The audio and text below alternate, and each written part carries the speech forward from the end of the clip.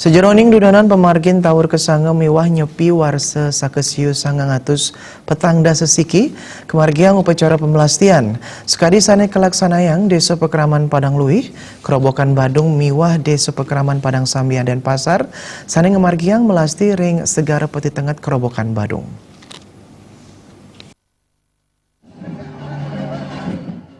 Saking semang mekudang-kudang Desa Pekraman ring Badung Wiada dan Pasar sampun midap-dapin sarana upacara pemelastian.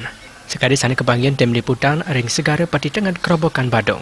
Penyuan krama saking kudang-kudang Desa Pekraman menekadi Desa Pekraman Padang Luih Dalung, Desa Pekraman Kerobokan mewah Pineuntat, Desa Pekraman Padang Sambian dan Pasar. Sambian krama memargi ngerurah segara peti tengat kerobokan Badung. Panas nyentak nenten ngeredang sarada bakti krama inggian sejeroning nabuhang bele ganjor makta umbul-umbul wiadan mundut pratima wiadan cempana.